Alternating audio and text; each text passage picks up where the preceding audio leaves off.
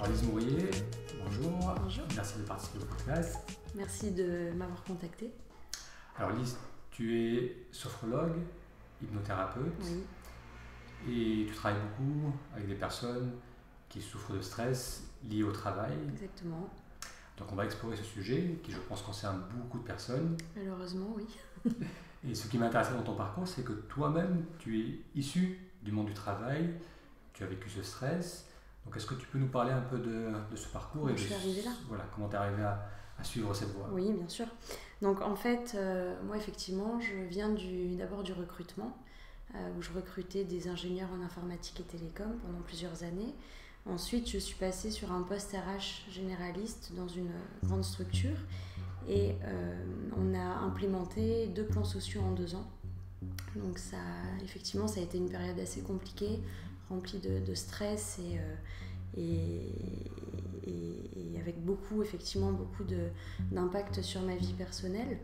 Et donc, simplement, à un moment, je suis arrivée à un stade où je me reconnaissais plus dans mon travail. J'avais plus forcément la petite étincelle qui fait qu'on se lève le matin. Et puis, c'était surtout plus en phase avec mes valeurs. Donc, je me suis portée volontaire sur un plan de départ. Mon poste n'était pas impacté, mais je pensais que c'était le bon moment pour faire quelque chose qui me ressemblait davantage. Donc je me suis formée à la sophrologie dans un premier temps, dans un second temps à l'hypnose pour pouvoir aller un peu plus loin dans mes accompagnements. Et puis j'ai également fait une formation en PNL. Où là, voilà, c'est un accompagnement. Alors c'est pas forcément un outil qu'on voit, mais ça va être dans la discussion avec les personnes, les amener à ouvrir leur champ de vision, parce que notamment sur les problématiques de mal-être au travail, donc je fais de l'accompagnement de personnes qui sont en burn-out, entre autres, hein. Après c'est tout ce qui est stress de manière générale, anxiété aussi, mais voilà, l'outil PNL est un outil qui peut amener ne serait-ce que par la parole. Lorsqu'une personne dit « je n'ai aucun choix, de toute façon je ne peux pas quitter mon job même si ça ne va pas », c'est simplement par des mots lui amener à changer son angle de vue pour lui montrer que ce n'est pas tout noir ou tout blanc, mais qu'il y a une possibilité de... D'accord. Donc on va explorer ces différentes méthodes, approches que tu utilises. Quand tu parlais du stress que tu as vécu au travail, comment ça s'est manifesté? C'était par rapport à la hiérarchie, par rapport à ton poste ou ce que tu devais faire? Oui, alors effectivement, on était sur un poste où on était entre la direction qui nous demandait des tâches et ensuite il fallait les implémenter donc, sur les différentes équipes, les différents services. Donc c'est vrai qu'il y avait ce côté un peu entre le marteau et l'enclume où on devait récupérer des informations, garder nos ressentis, nos sentiments et puis les faire implémenter derrière. Donc c'est vrai que des fois c'était pas forcément des choses qui étaient complètement en phase avec moi-même. Je ressentais plus ce que je disais tout à l'heure, la petite étincelle, et puis c'est surtout que je faisais des choses un peu à contre-cœur aussi. Voilà. Et puis on travaillait beaucoup sur de l'Excel, et pour moi les ressources humaines comme je l'entendais, c'était plus forcément sur du tableau Excel, mais c'était vraiment loin de ce pourquoi j'avais choisi ce domaine-là à la base. Et donc lorsqu'il y a eu cette restructuration, ça a été une opportunité de mettre en question changer, oui. Alors on avait des très gros horaires de travail, des amplitudes horaires assez larges. Des fois je travaillais aussi à la maison le soir et le week-end, ça arrivait. Plus en tant que RH, c'est vrai qu'on est un petit peu malheureusement les personnes qui sont pas bien viennent nous voir et nous expliquent leurs problèmes, les impacts que ça peut avoir si elles sont licenciées.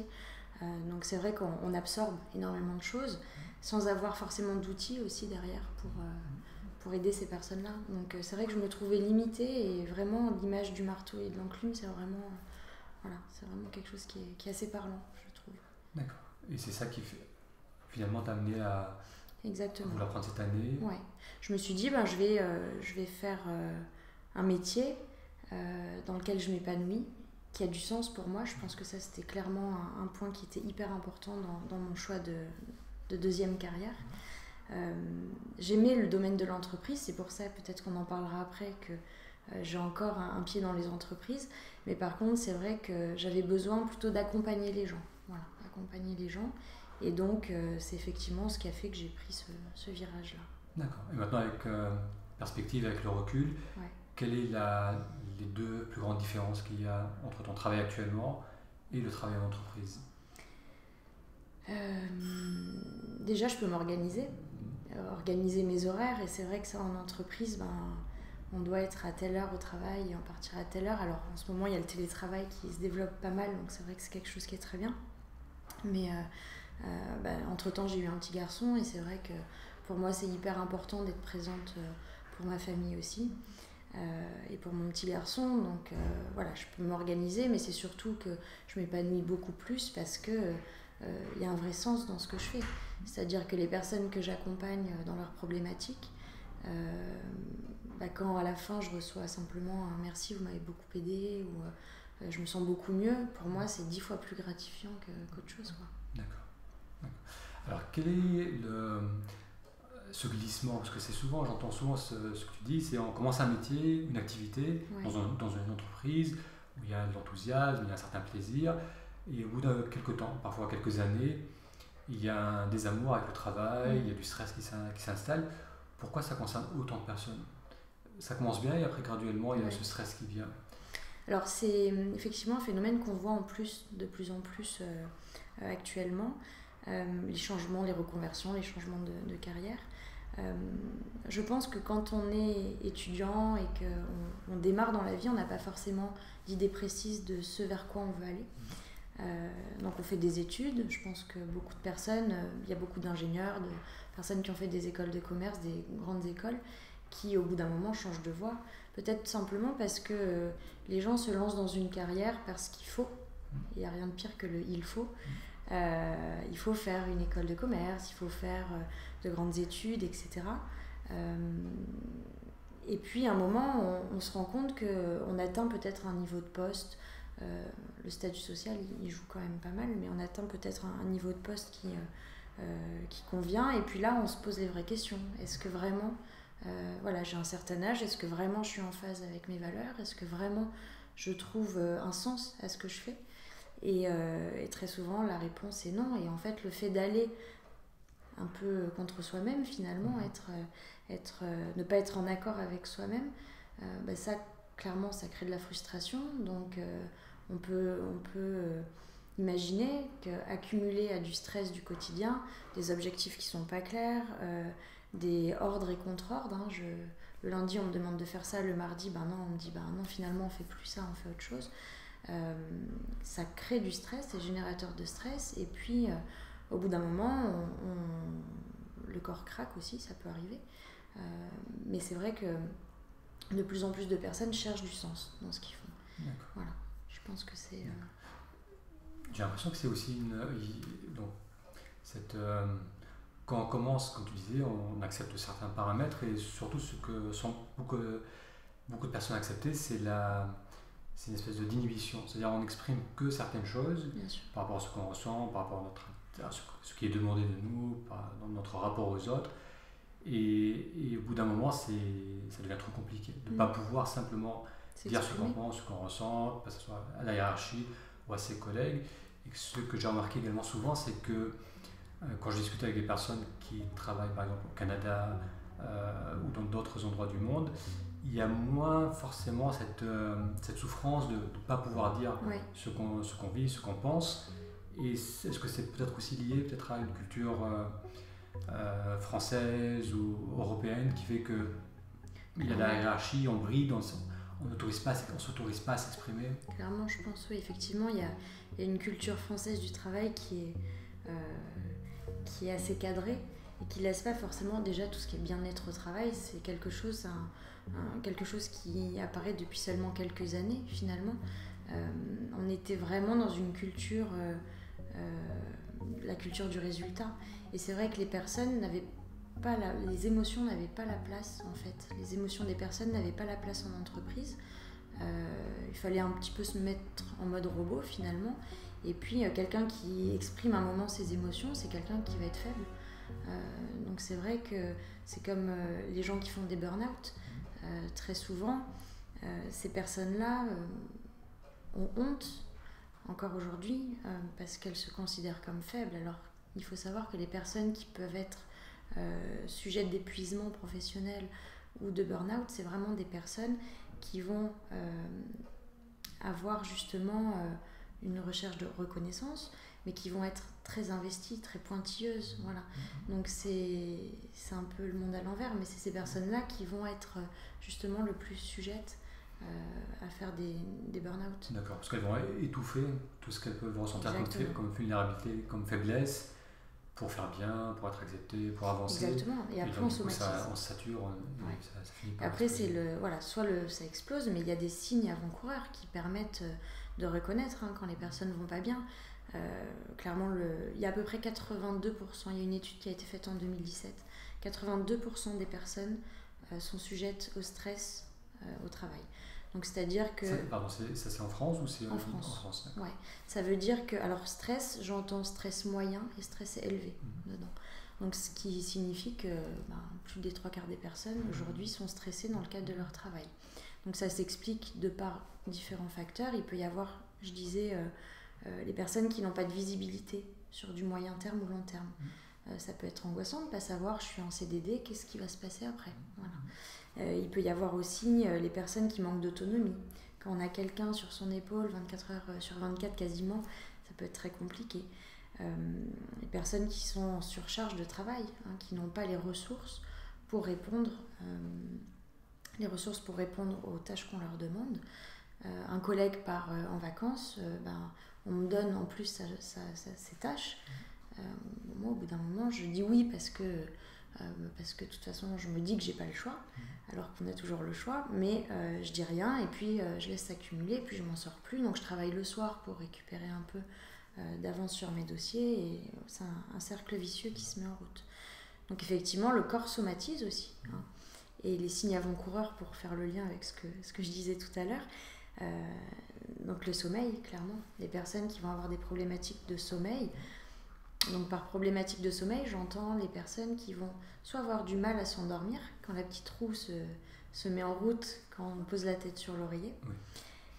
Ça peut être aussi les personnes qui vont se réveiller à 4 heures du matin, les yeux comme ça, et qui n'arrivent plus à se rendormir. Ouais, qui vont repartir dans la cogitation. C'est ça, ouais. Donc ça doit être un signe déjà sur lequel on se dit, bon, faut être vigilant. Il y a aussi les personnes qui vont déclencher des crises d'anxiété ou d'angoisse sur le chemin du travail, par exemple.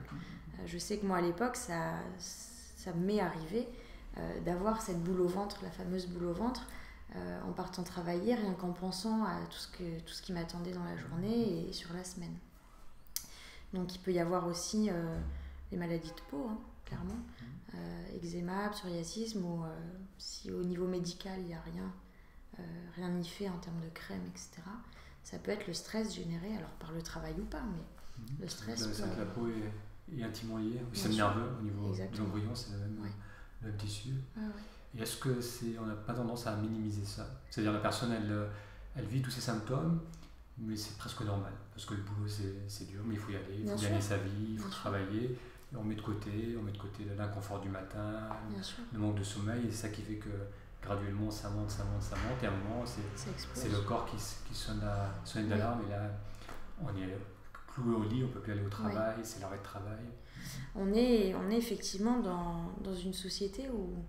Alors les mentalités commencent à changer quand même, mais c'est vrai que puis moi la première, je ne m'écoutais pas forcément, et puis c'est vrai qu'on se dit, bon, on n'a pas le choix, c'est comme ça, c'est la vie, c'est compliqué. Alors je suis d'accord, on ne vit pas chez les bisounours, mais par contre, des fois, on peut justement écouter un peu plus son corps, se mettre un peu plus à l'écoute de ses ressentis. L'intuition, il fait aussi.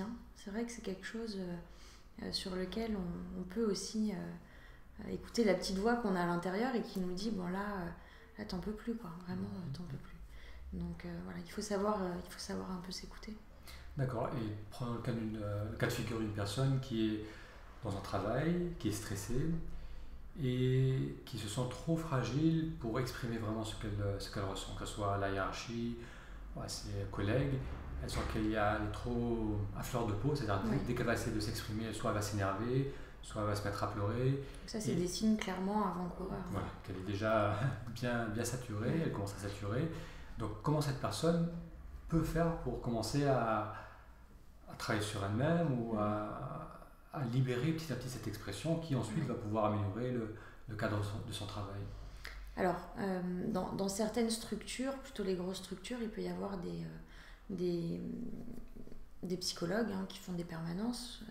Il peut y avoir aussi une ligne téléphonique avec des psychologues en ligne, ce qui peut être une première approche. Après, j'ai envie de dire, ce qu'il est important, c'est, si on n'arrive plus à gérer, c'est de se faire aider, clairement.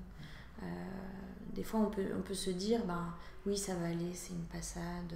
Ok, on peut trouver de la méditation, on peut trouver des séances de sophrologie sur Internet, etc. Ça, il n'y a pas de souci. Mais après, je pense que c'est important à un moment de se dire, ok, là, il y a des signes qui montrent que je ne vais pas bien. C'est pas un signe de faiblesse d'aller se faire aider, d'aller consulter. Donc, ce qui est le plus important pour moi, peu importe la méthode qu'on va choisir, ce qui est le plus important pour moi, c'est vraiment l'entente avec le praticien. Et il faut que la méthode convienne aussi. Mais c'est vrai que si on arrive dans un cabinet et qu'avec le thérapeute ça passe pas, ça va être compliqué de faire un travail efficace. Mais c'est de trouver sa méthode et puis d'aller parler de son problème. Je pense que c'est important. Alors en parlant justement de méthode, comment ça, pour les gens qui connaissent peu par exemple la sophrologie, l'hypnose, si on peut en dire quelques mots, et prendre souvent le cas de figure d'une personne qui vient te voir parce qu'elle n'est pas satisfaite dans son travail, du stress de la vie de tous les jours, difficulté à dire ce qu'elle ressent et somatisation au niveau du corps avec mal de dos et des maux de tête. Comment la sophrologie peut l'aider, par quel mécanisme ça fonctionne? Oui.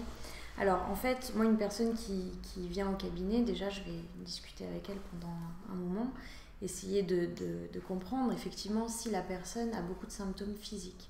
Si elle me dit oui, j'ai mal au ventre et puis je suis hyper tendue au niveau des cervicales, si il y a beaucoup de symptômes physiques, on peut utiliser la sophrologie effectivement. Moi j'utilise la sophrologie et l'hypnose parce que ce sont deux méthodes qui sont vraiment complémentaires. La PNL je la mets un peu à part parce que finalement on l'utilise peu importe que ce soit dans n'importe quelle consultation. Mais par contre, oui, si la personne a des souffrances physiques, la sophrologie va pouvoir l'aider justement à évacuer un peu toutes ces tensions physiques. La sophrologie, c'est une méthode qui date des années 60, qui a été créée par un neuropsychiatre qui s'appelle Caicedo. Et en fait, ce brave monsieur a voyagé en Orient, en Occident, il a récupéré des méthodes qui fonctionnaient bien, il a fait sa tambouille et puis il a créé la sophrologie. Donc en fait, la sophrologie va s'inspirer de différentes techniques. Donc on retrouve le yoga, le zen japonais, on retrouve un peu d'hypnose, un peu de méditation. Et en fait, l'idée de la sophrologie, c'est de venir relâcher le mental à travers le relâchement physique. On ne se rend pas compte, mais au quotidien, on vit crispé. Et l'idée, c'est de venir relâcher un peu tout ça et puis arriver à transmettre des outils. En sophrologie, c'est de la thérapie brève comme en hypnose. Donc l'idée, c'est pas qu'on se voit pendant 10 ans. C'est de faire entre 8 et 12 séances à peu près, de manière à acquérir et de manière à ce que moi, je transmette des outils à travers des petits exercices pour que la personne puisse, de manière autonome, les mettre en pratique dans le quotidien. D'accord. Voilà. Donc ça va consister à amener la personne à prendre conscience de ses tensions. Oui, c'est ça. En fait, l'idée, c'est vraiment quand on n'est pas bien, qu'on est stressé, on n'est plus dans l'instant présent. Et en fait, là, c'est vraiment revenir sur là, maintenant, tout de suite, l'instant T. C'est ce qu'on appelle la phénoménologie. Donc, c'est un grand mot pour dire c'est l'instant T, le retour à soi à l'instant présent. Donc, oui, on va amener, en fait, à travers... il y a 2 parties dans une séance. Il y a une première partie où, en fait, on fait des petits enchaînements d'exercices qui sont basés sur la respiration contrôlée, sur le relâchement musculaire et la visualisation. On va amener à venir commencer comme un sas de décompression entre le quotidien et ce qu'on fait dans la deuxième partie. On lâche un peu. Et puis, deuxième partie de séance, c'est une visualisation qui est directement inspirée de l'hypnose, où là, la personne est assise ou allongée sur la méridienne, n'a rien à faire à part écouter et à suivre mes indications. D'accord. Voilà.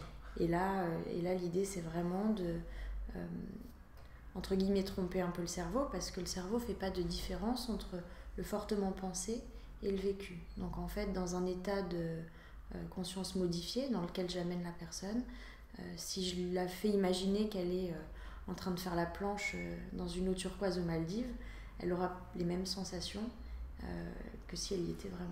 Donc ça permet de relâcher complètement. Et c'est pour ça que le cinéma, ça fonctionne si bien. En voyant les images, en voyant les expressions faciales, on ressent l'émotion des acteurs. Et effectivement, on n'a pas besoin de vivre l'expérience pour la ressentir. Donc, avant d'aller vers l'hypnose, j'aimerais juste qu'on insiste un peu sur ce point, parce que je pense que c'est un point fondamental pour aider beaucoup de gens, ce rapport entre le corps et le mental. Et bien souvent, une crispation au niveau du corps aggrave et consolide le stress au niveau du mental, et relâcher le corps aide grandement au niveau du mental, donc que ce soit un travail de sophrologie, de méditation, prise de conscience du corps, marcher, de yoga, tout ce qui va nous amener à être à l'écoute de notre corps, à mettre du mouvement, à respirer, à nous relâcher, souvent on fait du bien au mental. Et bien souvent aussi, ce que j'ai remarqué, c'est qu'une personne pouvait ressentir un mal-être, et c'était parfois simplement un manque de sommeil, trop manger, accumuler une mauvaise posture. Commencer par résoudre ça, déjà ça peut grandement améliorer le... Bon, après, avoir une hygiène de vie saine, on va dire, ça comprend faire du sport, manger équilibré, se coucher à des heures classiques, on va dire, avoir un rythme de sommeil régulier. Oui, c'est un tout. Et la sophrologie, c'est finalement tous les petits outils que je transmets, c'est quelque chose qu'on peut intégrer dans son quotidien pour éviter que le stress s'accumule. Voilà. Ça va être plus on entend souvent, c'est une philosophie de vie aussi, parce qu'effectivement, c'est quelque chose qu'on peut intégrer dans son quotidien, et puis c'est pas contraignant. Voilà. C'est quelque chose qui se fait respirer d'une certaine manière. Si je suis dans ma voiture et je suis en retard à mon rendez-vous, ça me stresse, j'ai la boule au ventre, je peux mettre en place cet exercice en particulier de respiration, simplement pour... de toute façon, je ne peux pas aller plus vite. Donc, voilà, c'est réussir à intégrer. Après, les personnes vont avoir des affinités avec tel ou tel petit exercice, et puis elles vont le pratiquer. J'ai des retours des fois où les personnes me disent quelques mois après, bah ouais, je continue, et puis ça me... Voilà, on n'attend pas que ça s'accumule et que ça explose pour évacuer tout ça. Oui, parce que je pense qu'il y a aussi cette notion que le bien-être ou être dans un état où on n'est pas stressé, c'est quelque chose qui se nourrit au quotidien. C'est-à-dire c'est nos actes qui nourrissent le stress et nos actes qui nourrissent le bien-être. Et c'est vrai que mettre en place une routine qui nous fait du bien, effectivement, le bien-être ou le mieux-être s'installe petit à petit et peut durer sur de longues périodes. Ouais. D'accord. Donc ça c'est pour l'aspect sophrologie. Et au niveau de l'hypnose, comment ça peut fonctionner pour quelqu'un qui est stressé?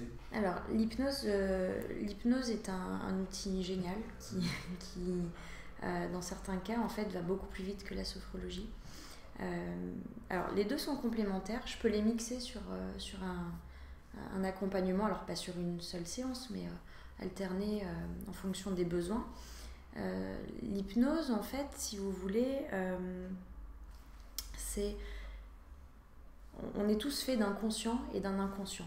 Si je prends ça par exemple, hop, ça c'est mon inconscient et mon doigt c'est mon conscient. En fait, toutes les épreuves de vie que l'on traverse, que ce soit des choses très compliquées ou des choses du quotidien, le conscient lui dit allez, on avance et puis de toute façon on n'a pas le choix, il faut avancer. Et en fait l'inconscient, lui, un peu comme cette tasse, chaque épreuve, en fait, l'inconscient comme un réservoir se remplit.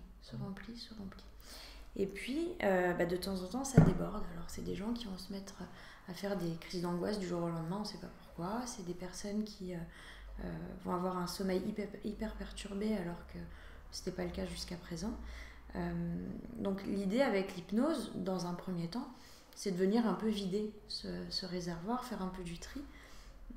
Simplement pour garder que ce qui est utile, confortable et léger.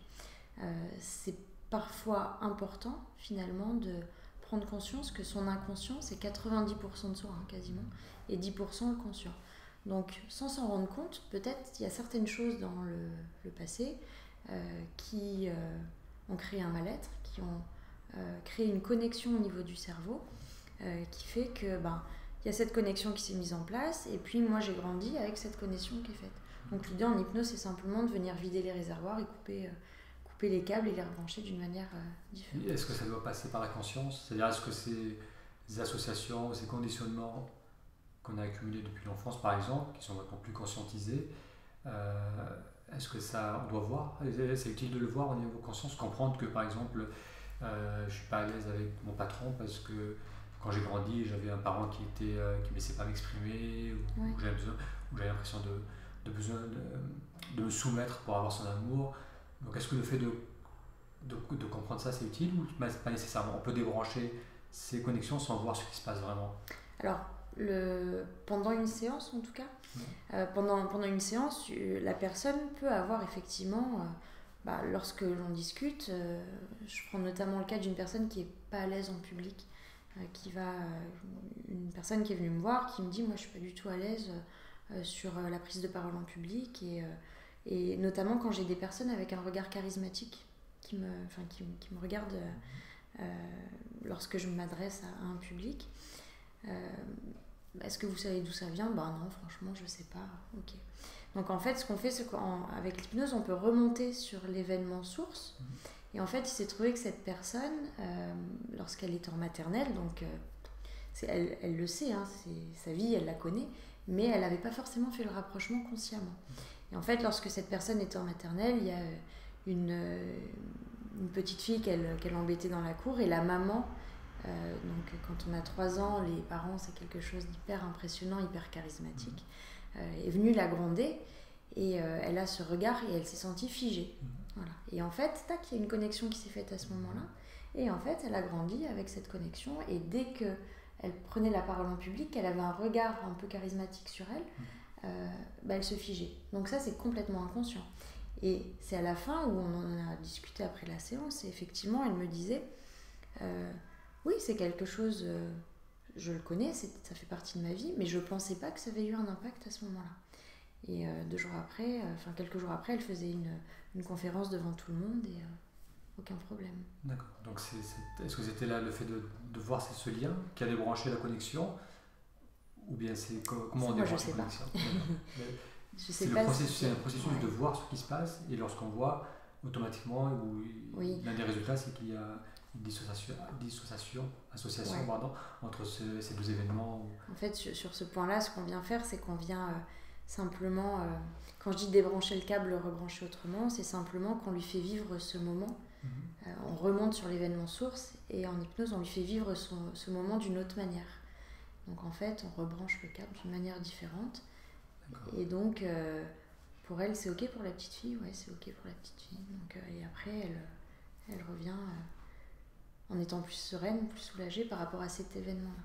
D'accord, c'est intéressant. C'est intéressant parce que en méditation introspective, il y a une approche un peu similaire où on amène aussi une personne à plonger dans une situation à travers la pensée, en se projetant dans cette situation qui habituellement génère du stress en elle. Oui. Et bien souvent, lorsque la personne est stress, c'est la confusion qui s'installe, c'est-à-dire qu'elle part dans les pensées, ça ressasse, ça se heurte à des murs, on n'arrive pas à trouver une solution d'une manière cognitive. Et le fait de garder un ancrage dans le présent, et donc lorsque cette personne est dans le présent, elle se perçoit en sécurité, elle sait qu'elle est en sécurité, elle est dans un cadre où elle est là, détendue, elle peut respirer, et elle associe cette capacité de sécurité avec cette situation qui auparavant la stressait. Oui. Et ce qui est intéressant avec cela, c'est qu'après, quand elle va graduellement retourner hors de cette zone de confort, elle va pouvoir reprendre appui en sa capacité à se dire bon, je suis là, je peux ressentir ma respiration, ma posture, je peux m'exprimer, même lorsque je suis face à une personne qui me plaît, face à un public. Ça, on le fait plus en sophro. D'accord. Ouais. Ça, parce qu'il y a un lien avec la corporalité, les sensations, etc. En sophrologie, on est vraiment sur l'association corps et mental, alors qu'en hypnose, bien que on sente un réel bien-être, hein, c'est hyper sympa l'état hypnotique. Si on travaille sur du stress de manière classique, on va vraiment dissocier conscient et inconscient. Voilà. On est plutôt sur le mental, uniquement le mental, alors qu'au niveau sophrologie, on associe beaucoup le corps et la corporalité, les sensations qu'on a ici et maintenant. D'accord. Dans toutes ces méthodes, ce qui est intéressant, c'est à expérimenter. Que ce soit en hypnose ou en sophrologie, vivre la thérapie, vivre le soin, et voir vraiment ce qui se passe en soi et comment ça peut nous aider. Oui, je vois pas comment on peut... Expliquer, voilà, tu expliques un peu en quoi ça consiste, mais après le fait de vivre l'expérience, c'est... Oui, c'est quelque chose qui est très différent. Alors moi j'aime bien quand je reçois des personnes qui viennent sans connaître finalement, parce que c'est vrai que notamment en hypnose, tout de suite on a des croyances, on pense à Mesmer, l'hypnose de spectacle ou ce qu'on voit à la télé. Alors j'explique que je ne fais pas faire la poule aux gens, clairement, que j'ai aucun intérêt à ça et que on est vraiment sur un état qui est hyper agréable et qui va permettre de débloquer certaines situations de manière un peu plus rapide peut-être que simplement par la parole. Donc je pense que c'est des outils qui sont très performants, hein, clairement. Après, ça peut aller en complément d'une psychothérapie, mais je prends souvent l'exemple d'un iceberg en fait. Une personne, je pense à une personne notamment qui est venue me voir parce qu'elle a subi des violences sexuelles. Et donc, elle m'explique ça dure 5 minutes, c'est quelques centaines, milliers de mots. Donc ça, c'est la pointe haute de l'iceberg. Sauf qu'en fait, derrière ces mots et ces quelques minutes, il y a des sensations, des émotions, il y a des images, il y a des paroles, des odeurs, il y a tout un tas de choses. Et ça, c'est la grosse partie en dessous de l'iceberg. Et finalement, en hypnose, c'est comme si on venait descendre, travailler directement dans cette grosse partie. C'est pour ça que ça va plus vite aussi. Parce que j'ai rien contre les psys et au contraire, je pense que c'est très important de mettre les mots des fois sur certaines situations. Mais c'est vrai que l'hypnose peut permettre, sans avoir à parler, à rentrer dans le détail des choses, peut permettre de venir travailler sur... Oui, parce qu'il n'y a pas de discussion. C'est la personne, elle t'écoute, elle est guidée, elle est hypnotisée et elle n'a pas besoin d'exprimer ce qu'elle ressent. Non. Alors après, moi j'aime bien débriefer un peu à la fin. Après, chaque praticien adapte sa façon, met sa patte, on va dire. Moi j'aime bien discuter un peu avec les personnes après, parce que ça nous donne aussi des pistes de travail. Et puis, je force pas, par contre, si la personne ne veut pas s'exprimer. Voilà. Mais en général, j'ai jamais eu de refus particulier. D'accord, très bien. Alors, pour revenir au monde du travail, qu'est-ce qu'on pourrait conseiller à des employés qui sont en période de stress, et qu'est-ce qu'on pourrait conseiller aussi, qu'est-ce que tu pourrais conseiller aux employeurs aussi, pour vraiment créer un cadre de travail qui favorise le bien-être des salariés, et le stress. Déjà, alors sur la première partie pour les salariés, je pense qu'on parlait d'hygiène de vie tout à l'heure. Ça peut être aussi se créer des moments des moments à soi. Ça peut être n'importe quoi. Je suis fan de peinture, je prends des cours de peinture une fois par semaine, c'est mon moment à moi, où je vais courir. Voilà, réussir à se prendre un temps pour soi, simplement pour évacuer d'une certaine manière tout ce stress accumulé. Le plus important, c'est pas de le laisser s'installer, en fait, ce stress. Donc ça peut être ça peut être aussi peut-être faire de la sophro, typiquement, pour acquérir des outils qui vont me permettre finalement de traverser certaines périodes de stress de ma vie. Après, faire de la méditation, ça peut être quelque chose aussi qui permet de se recentrer.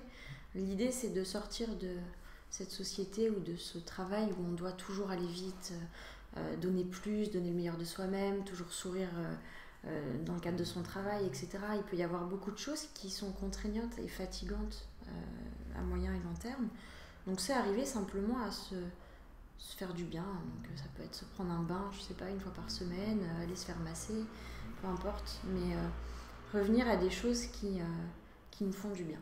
Voilà. Je pense que ça c'est hyper important.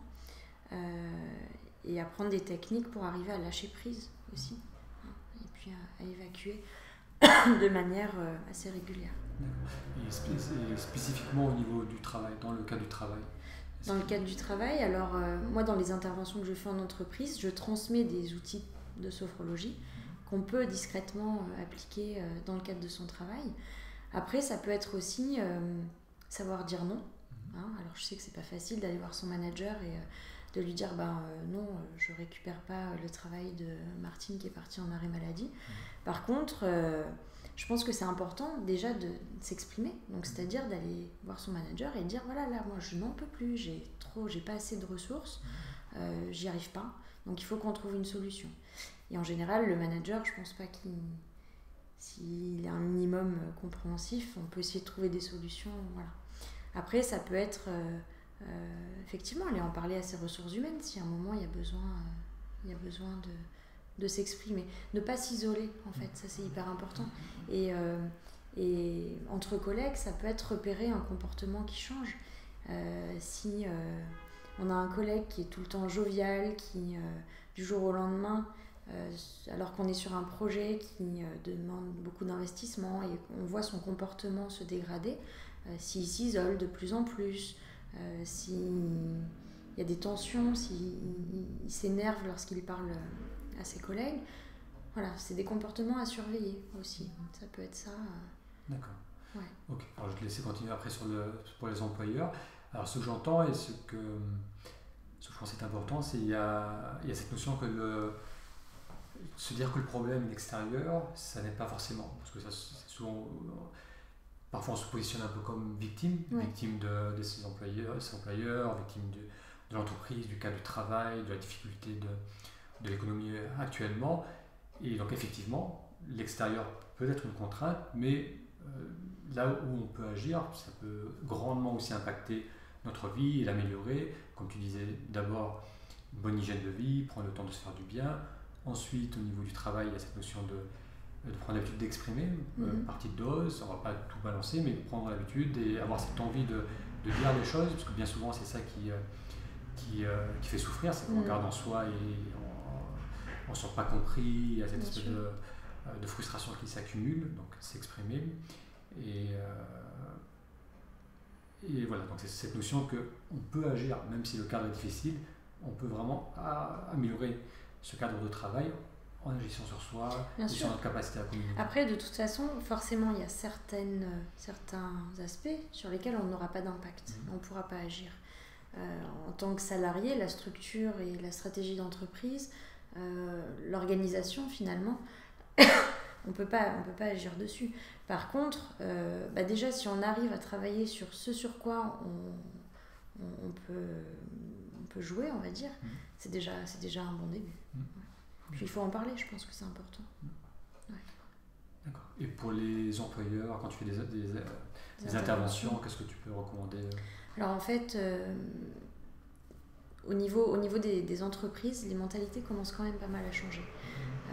On parle de qualité de vie au travail, on parle de prévention des risques psychosociaux, tout ce qui est RPS, on en parle quand même pas mal en ce moment. Ça change, alors il faut savoir que les employeurs ont une obligation légale de protéger les salariés, que ce soit au niveau physique, mais aussi au niveau psychologique. Donc, en ce sens, il y a quand même pas mal de structures qui commencent à mettre en place des choses.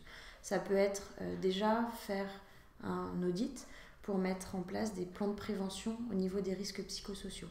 Donc, les risques psychosociaux, c'est pas que le stress, hein, ça peut être les violences verbales, physiques, auxquelles peuvent être exposés les salariés. Les gens qui sont dans les guichets aux impôts, par exemple, peuvent être victimes de violences verbales de manière assez répétée qui peuvent avoir un impact derrière sur leur santé mentale. Donc il peut y avoir tout ce qui est harcèlement. Harcèlement, il y en a malheureusement dans certaines structures.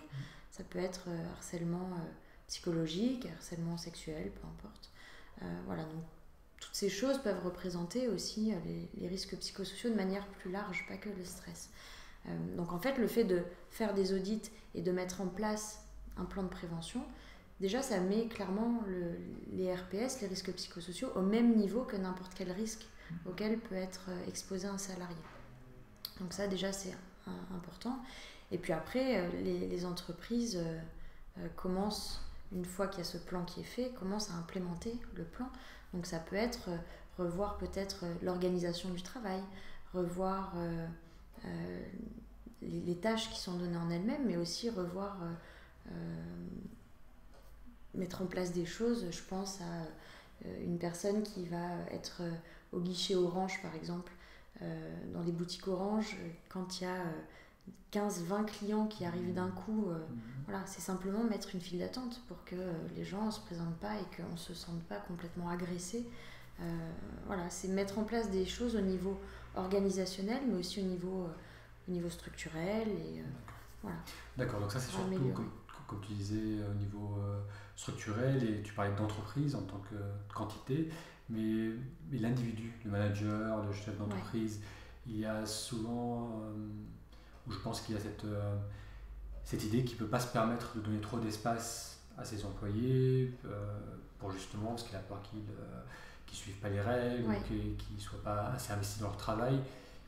Et peut-être toi qui as fait le lien entre les employés et les chefs d'entreprise ou leurs supérieurs, peut-être faire ressentir aussi à ces managers, à ces personnes qui sont dans des postes de responsabilité, que donner l'espace aux autres de s'exprimer, ça ne va pas les mettre en danger, mais bien au contraire, ça risque ça va favoriser la productivité, le confort au travail. Clairement, en plus, il y a même un côté financier, donc ça en général ça intéresse, ça leur parle. Il faut savoir qu'un salarié qui est mal au travail, qui est arrêté, donc il faut le remplacer. Les projets sur lesquels il n'intervient pas prennent du retard, ça coûte de l'argent. Les arrêts maladie, ça coûte de l'argent. Voilà. Donc ça représente, il y a une étude qui a été faite l'année dernière, je crois que c'est entre 10 et 13 000 euros par personne, le mal-être au travail, par salarié. Ça coûte à l'entreprise, d'accord. Donc en fait, là où les mentalités changent, c'est que, alors moi et puis d'autres personnes, je fais partie de l'association Stop Burnout en fait, qui intervient donc sur les mêmes problématiques. Là où les mentalités changent, c'est que finalement, il y a des prises de conscience de la part des chefs d'entreprise, dans le sens où, en fait, c'est un investissement, mais finalement, c'est un investissement sur l'avenir aussi, qui me coûtera peut-être moins cher si j'investis dès le début sur le bien-être de mes salariés, plutôt que si jamais j'ai des arrêts maladie à tire-larigot pour des burn-out, donc sur des longues durées, etc. Voilà. Donc, oui, après, il y a beaucoup d'ateliers aussi qui sont mis en place. Moi, je sais que c'est un format qui est bien apprécié, qui peuvent, donc ça peut s'adresser soit aux managers ou directement à tous les salariés de manière générale, cadre ou non cadre, peu importe. C'est simplement faire de la prévention, c'est-à-dire expliquer ce qu'est le stress, les mécanismes du stress au travail, expliquer quels sont les impacts sur la santé, et puis proposer aussi une partie pratique avec des petits outils pour arriver à évacuer et puis à s'apaiser au quotidien. Donc ça, c'est quelque chose qui marche bien, sur 1h30, 2 heures à peu près. Et puis aussi, dans le cadre de mon activité, moi je donne des formations, où là il y a des formations pour les managers directement qui sont au contact des équipes pour pouvoir identifier les personnes en souffrance dans le cadre de leur travail. Les managers sont les personnes qui sont le plus au contact des salariés, et donc forcément, s'ils notent un comportement qui peut paraître un peu bizarre, ça peut être bien justement d'enclencher peut-être une discussion, et puis voilà. Donc on forme les salariés à détecter finalement les risques psychosociaux. D'accord. Aussi. Et donc est-ce que tu disais tout à l'heure qu'il y a un début de changement au niveau des mentalités, et que c'est en train d'aller dans le bon sens, oui, complètement, parce qu'on se rend compte que en termes notamment sur le volet financier, qui intéresse quand même pas mal les chefs d'entreprise, que je comprends complètement, on se rend compte que c'est un investissement, il y a un réel retour sur investissement à travailler sur l'anticipation de toutes ces problématiques-là. D'accord. Oui, c'est vrai que aux États-Unis, surtout, ils ont commencé à proposer donc, des ateliers dans la méditation, le yoga, toutes ces choses-là. Donc, on peut voir ça d'un côté un peu cynique, en disant ils font ça pour optimiser le rendement, mais c'est pas grave, tant mieux. Si ça crée un meilleur cadre de travail, si ça aide les employés. Après, alors il faut faire attention parce que dans qualité de vie au travail, il peut y avoir simplement le panier de fruits qu'on dépose à la cafétéria une fois par semaine. Oui, le minimum, voilà. Le minimum viable. Ou le baby-foot, voilà, ça clairement, il n'y aura pas forcément d'impact. Un changement. Oui. Voilà. Donc oui, il faut faire attention à ce qu'on met en place aussi, que ce ne soit pas gadget, on va dire, et qu'il y ait une réelle utilité et un réel investissement. Là, je fais aussi des séances collectives de sophrologie à raison d'une fois par semaine, ou des permanences, où je suis une demi-journée en entreprise et les personnes viennent à titre individuel sur des consultations privées. Donc. Et ça, c'est clairement un sas dans lequel les personnes peuvent poser leur valise, on va dire, faire un travail sur eux-mêmes et repartir d'une manière beaucoup plus efficace, d'une manière beaucoup plus sereine aussi sur leur journée. Et puis on sent qu'il y a un impact au niveau des arrêts maladie déjà et au niveau de la productivité. D'accord. Du climat social aussi, parce que les gens sont beaucoup mieux. Donc il y a un impact sur ça aussi. D'accord. Donc si des personnes veulent te contacter, que ce soit des entreprises ou des personnes individuelles, j'ai vu que tu avais un site oui. internet. Complètement. Donc ça s'appelle www.timetobehappy.fr. D'accord. Donc je mettrai le lien sous la page de cet épisode, sur la page de cet épisode. Et donc les gens peuvent t'appeler, prendre rendez-vous. Bien sûr, et commencer oui. un travail de... Oui. Complètement. Alors que ce soit les entreprises, moi je me déplace, ou alors à titre individuel, si les personnes souhaitent des consultations, je fais aussi des consultations à distance par visio.